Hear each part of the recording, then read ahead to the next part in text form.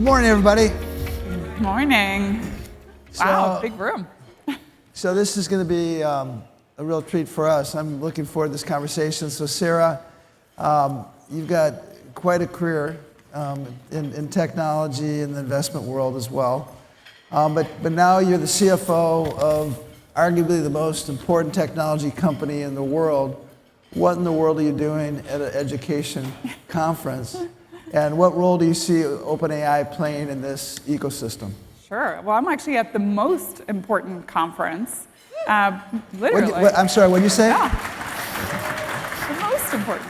Because you are all both shaping the future and hopefully shaping the future alongside new technology like AI. So I can't think of a better room, frankly, to be having a conversation with. Unfortunately, I can't take in all your feedback, but we appreciate your feedback. So keep it coming in through any channel that you can. But you really are shaping the future, whether it's our youngest starting their journey in education. But a point I was trying to make last night, that education is not something we should think about finishing in our 20s, if we're lucky enough that we got to tertiary education. But today, the world is changing so fast that we need to think about education almost in every decade of our lives as a continuous journey. So thank you all for your interest and your time here today. So Sarah, you were a software analyst at Goldman Sachs. Mm-hmm. You were the head of finance and strategy at Square. Mm-hmm. And then you're the CEO of Nextdoor, which is a very cool social media business. But what lured you to come to OpenAI, and what was sort of the, you've had some pretty important roles, but here you are. So what brought you here? Yeah, this one was a hard one to turn down because you're right at the crucible of what's happening in the world today. And who doesn't want to take that seat, to be at the table? So that was number one. I'm super curious by nature. It's kind of been a core, my husband might say it's my fatal flaw, but I would say it's a key character trait, the curiosity gene. I've always been fascinated by technology, but I also felt it was important to have diversity around the table when these decisions are being made about technology that's going to shape our futures. And so I wanted to be a part of that. Also felt, look, AI today, where are we? We began, people have been talking about AI for decades and decades. This journey has been a long one. But if you look back to November of 22, when ChatGPT kind of burst on the scene, it was this moment where I think consumers really recognized, I kind of could see what maybe this is. Now at the time, ChatGPT 3.0, maybe 3.5, was a lot like talking more to a grade schooler, maybe even just a primary school kid, frankly. Today, ChatGPT 4.5 is like talking to a very sophisticated PhD student in physics, math, chemistry, biology, superb at creative writing, amazing coder, the 175th best competitive coder in the world. My team assures me that the O series, our reasoning series, is now the best competitive coder in the world. So it's just incredible how fast this technology has happened, and that speed is just accelerating. So I wanted to be able to come to get that front row seat, to be able to shape the journey, but also to work with folks like all of you to tell some of the story and bring everybody along on this journey, because it is going to be an amplifier and an augmenter when used well, and that comes back to why education is so important right now. So how many of you are on the Nextdoor community? That is awesome to see. If I had more time, I'd tell you a great Nextdoor story, but we don't. But at Nextdoor, the focus on how kind of community and human connection, how is that experience influencing you, how you think about OpenAI and what you can create there? Yeah. So to me, community has been really important throughout my life. I'll take a little sidebar. I grew up in Northern Ireland. I grew up during the Troubles. It's a pretty tough time. Frankly, education and community were kind of two really important paths. I'll go to community first. My mom was the local nurse. My dad was the personnel manager of the local mill. And they were community. Like, they were kind of next door before next door could be a thing, because the internet didn't exist. Because every night, someone would knock on our back door, and it would be either someone in need of medical help, because my mom was the local nurse, so if you were having a baby, you probably weren't knocking on the door, but probably someone was coming to tell my mom, who was the midwife, the baby was on the way. But any sort of medical emergency, she was your port of call first. Or if you needed a job, if you had money problems, if you just needed a word of advice, my dad was the man to talk to. And so I really saw how the importance of community, even in kind of the toughest times, right? We had a community kind of riven by religious differences. If I take that to education, what did that mean for me growing up in that little community? Education was everything. It was the way to satisfy the curiosity gene. It was the place that was shelter. Going to like the local library was a moment of reprise often when, times were tough, like bombs went off in our village and stuff. It's madness. But it was also, I hate to put it this way, a way out from a very poor community. And so when I found my way out through education, it's always made me want to give back. And so when I think about what I learned at Nextdoor, that kind of power of community when it's done well, and by the way, when it's not done well, it is the most frustrating thing on the planet. As many of you'll know, I'm sure you both love and sometimes don't love your neighbors. It makes me think a lot about how do we bring together this human plus agentic world to think about it more as a force multiplier together, rather than a world where we fear something about AI, right? It's going to take over the world or whatever. But instead, how do we think about the AI native generations that are now kind of growing up, and how are they going to use this technology for good in the world, whether it's medical breakthroughs, new drug discoveries. I mean, it's wild what's happening already. Whether it's areas like education, right? The thing that we can do with technology today is deeply personalize it. So the dream that we've all had about every single child having a tutor that works exactly for them, it's actually here today. We don't have it widely distributed in the world, but the future is here right now. This is a thing. However you learn, if you're a verbal learner, if you're a visual learner, if you prefer auditory, right, you can have that. I watched my own kids using ChatGPT from, my daughter's in college, so she was a little afraid for the longest time that it was going to be cheating.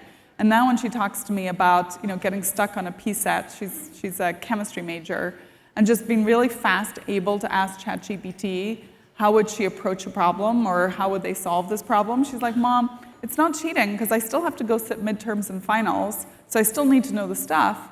But instead of waiting until Monday morning or whenever my TA is available or my professor is available, I can keep going, so I stay in my flow. And sometimes I ask it to explain it to me like I'm a middle schooler, and then to explain it to me like I'm a high schooler, and now explain it to me like I'm a sophomore.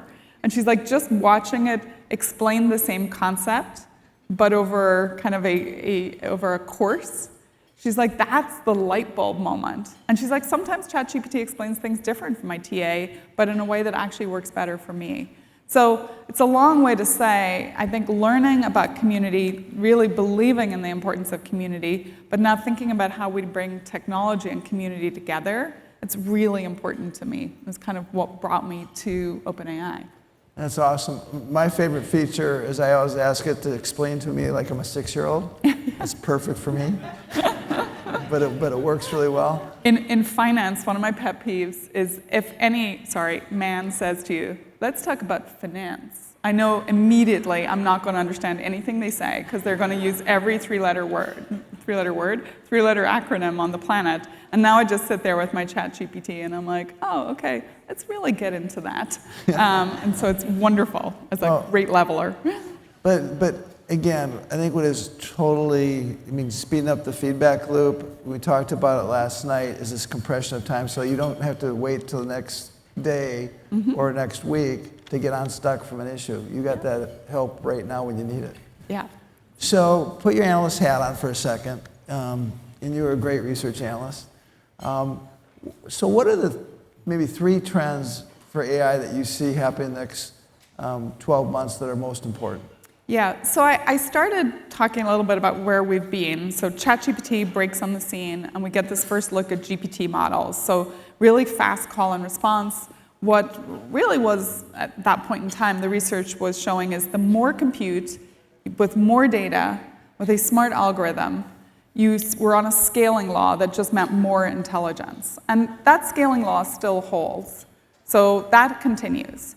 However, last year, so that was only really 2023, which is bonkers. Last year, 2024, our researchers really discovered this idea of reasoning models. So we call them our O series of models. So this moves from system 1 to system 2 type thinking. And so now what you see the model able to do is it effectively thinks much more the way we do as humans. So my example is always if it was doing a crossword puzzle, right, the way we would, it would be one across, 5 letters, probably 3 words I think it could be. So I'm going to write in with a pencil the first idea. And then I'm going to go to 1 down. Oh, I know what that is. And it starts with an A. So that means that 1 across now has a second letter that's an A. So my first guess is incorrect. So I need to go erase and go back and re-look at that. So that's what the reasoning model is doing. It's actually able to double back on itself when it hits a cul-de-sac and says, oh, that's not going to get me to the right answer. So last year was all about reasoning. This year is all about agents. So you needed that reasoning capability to now be able to have an agent that can go out there and do something on your behalf. And so really we're just starting to see the play out of one, just task workers in the world. Each one of you can have someone kind of working for you in the back end while you're going about your day. Because that agent opens up a browser, and anything that has a website, it can go do that job for you. It might be booking a restaurant, it might be booking travel, it might be filling in an insurance form. Like whatever you would normally do on a website, Operator, which is our agent, can do for you. The next agent is deep research, and I think this is mind-blowing. It is literally the best product I have ever experienced in my professional career. Now, I was a research analyst, so I'm a biased sample. But the idea that I kind of said I have the curiosity bug. You all in this room must have the curiosity bug, otherwise you wouldn't do the jobs you do. But just to be able to send an analyst off to go whatever it is, like how could I think creatively about GPU financing? These are the sort of interesting deep research projects I do. But my sister-in-law is about to take a sabbatical, and she was like, I wanted to do deep research on what sabbatical I could do for a 3-month travel. And off it goes. And you can use it today in Plus and Pro, and very soon we're going to bring it to our free base. And it effectively usually takes 15-ish minutes. It'll go look at maybe 30, 40 sources, something that would take you hours, maybe weeks to do. And you can treat it like an employee, like an analyst. So if you're creating a lesson plan, or you're thinking about, like, how would I curve my students, like, whatever is top of mind for you as an educator, it can go off and do a lot of that for you in the back end while you're doing what you do. Maybe it's just teaching, like in a classroom. So that's the second agentic technology. The third that we're spending a lot of time is agentic software development. And it's that we're not quite ready to release into the world. Today, there's already an augmentation of software developers, but we're really thinking about how do we create a new, like almost like a newly minted software engineer out of an MIT or Stanford or ASU or Georgia Tech, wherever you are, or globally. But the world of agents is right here with us now.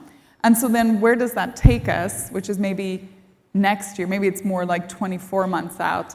I think we are going to start to see, and we may already be seeing, novel scientific discoveries. Theorems that have never been proven by a human yet, being proven by an agent. This is not the world of kind of sci-fi. We have heard from a number of, really the best and the brightest right on the edge of frontier research say, I think it might have discovered something novel, but I actually don't know because I need to go away now and prove that the thing that deep research brought me or the model brought me is new and is right. And so I think we are actually shifting into that world already. So for all of you, kind of particularly in the university setting, where you have graduates, PhD levels, and so on, I think they're now pushing that border of science. I mean, there's a reason why the national labs in the United States use our models from OpenAI, deeply firewalled, but are using it for frontier research right now.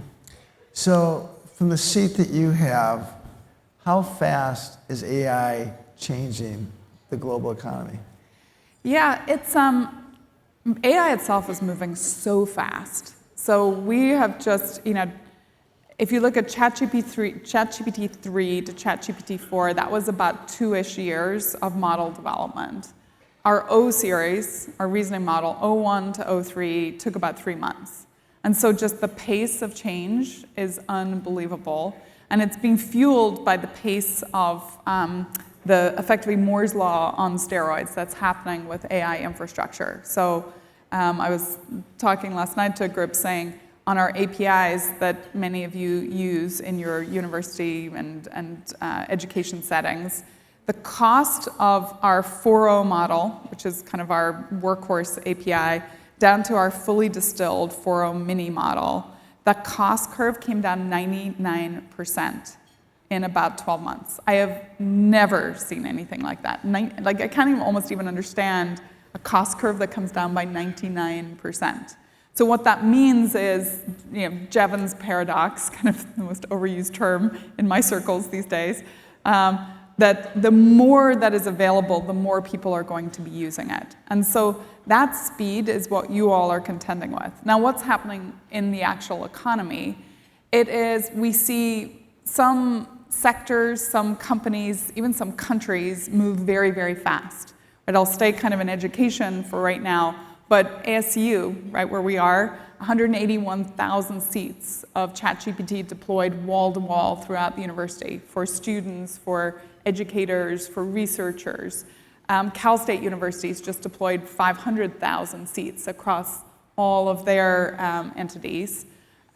We just launched something called Next Gen, which is really more about research, but that's trying to bring in more universities around the world. Like my alma mater, Oxford, joined that grouping and is actually now pulling, I love this, data out of the Bodleian Library to be digitized and used in model development. So they have dissertations from, I think, 1498.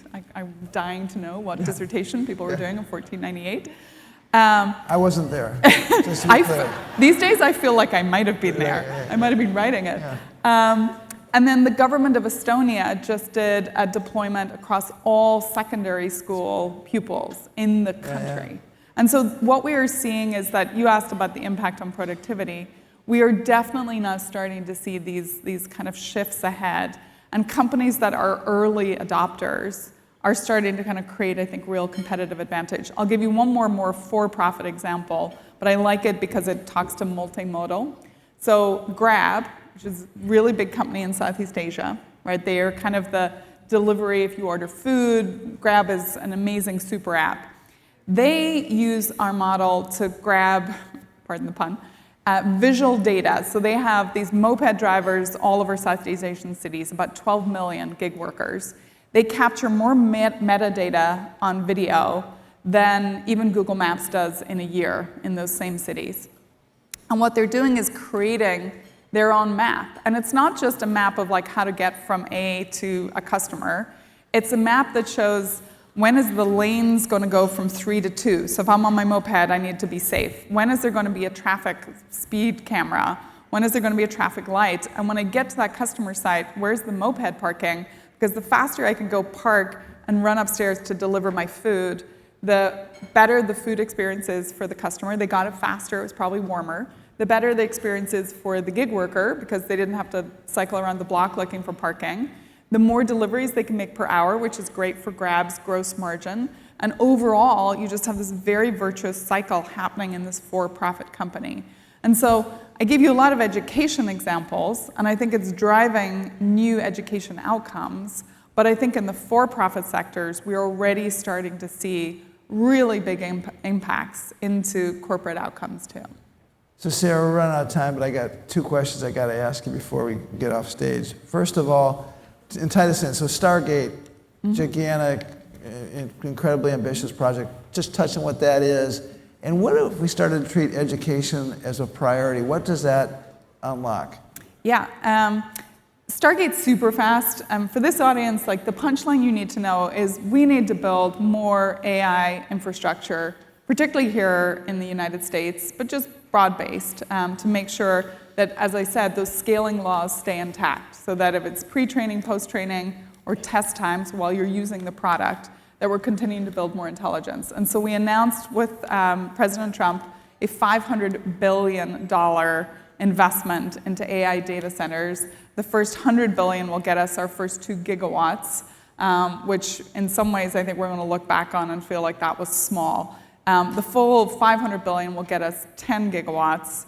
And for comparison, Ireland, so kind of I'm sometimes Irish, sometimes British, Northern Ireland, I can play it both ways. I thought you were Texan. Go ahead. Uses about 7 gigawatts of power per year. So we're talking about more power than a country. Now that brings a lot of other things to the fore, like how do we think about climate change and the impact from all this power usage.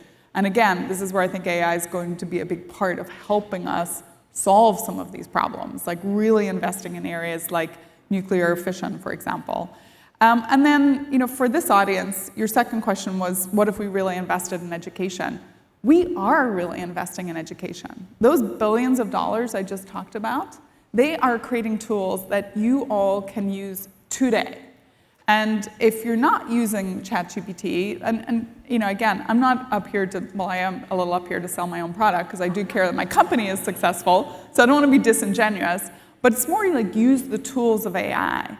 Because what I find is whether it's very small things in my life, from a fast way to reply to an email. I have a custom GPT that I've trained that talks like me, which I realize is a scary thought, but it uses podcasts I've been on or speaking remarks that my comms team has created for me. And so when I give it an email to reply to or a Slack message to reply to, it like replies like I do. And just saving those couple of minutes, but it's actually just the too many decisions in one day wears you out. Just saving that time, I find, leaves me a lot fresher for like the hard intellectual stuff, but the stuff I really enjoy. And I would think in all your jobs, there's the stuff you really, really enjoy, which you should keep doing. And then there's the stuff you actually hate, like all of the bureaucracy, all the forms you fill in, all that stuff, where it can really speed you up. It's true in education, it's true in medicine, it's true in research, on and on. So I hope that when you leave after a summit like this, you feel excited, you feel inspired, you give it a go, and you talk to the people around you, because the best learning I've always found at a summit like this is listening to my peers and then taking those ideas home and getting everybody else excited when I get back to the ranch. I got to ask you one more question. We've got over 1,000 ed tech entrepreneurs here. OpenAI, is it open for business? How can they interact with you? Yes, we are very, very much open for business. So first of all, we do a lot to welcome in the entrepreneurs and the creators. Of course, there's our API that is available to all, and we're trying to make sure we keep pricing that API closer and closer to just cost so that you all get maximum access. I should have said our mission is AGI for the benefit of all of humanity. You are our force multipliers, because no company on earth can do it all. You only do it with your community, and this is our community. And so please, if you're not able to find it through hitting just openai.com and making your way to the developer of the API world, there's lots of places you can inbound if you have questions for us or want to partner with us. But we definitely welcome this ecosystem. You understand the deep domain expertise, you have the relationships, you have the credibility, and we want to bring that technology behind you. Thank you. Awesome. Thank you.